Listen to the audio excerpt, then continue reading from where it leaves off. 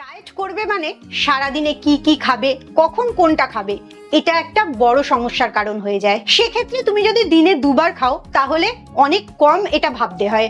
দুবার calorie count করতে হবে না, সব রকম খাবারই তুমি খেতে পারবে।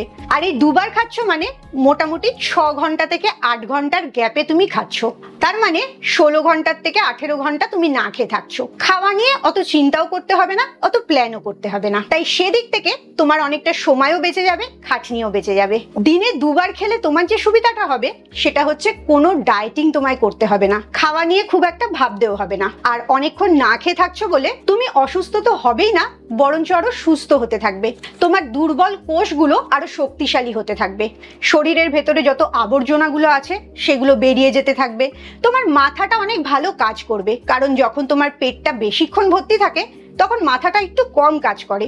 সমস্ত এনার্জিগুলো পেটে চলে যায়, হজম করার কাজে লাগে। তাই তুমি যদি কম সময় খাও, বেশি সময় তোমার পেটটা খালি থাকে, পুরো এনার্জিটা তখন ব্রেনে থাকে, ভাবনা চিন্তাগুলো অনেক স্বচ্ছ হতে পারে। আর কোষের নানা রকম অসুখ যে থাকে সেটাও ধীরে ধীরে ঠিক হতে থাকে। এমনকি ক্যান্সার সেলও যত বেশি খাবার পায় তত তাড়াতাড়ি বৃদ্ধি পায়।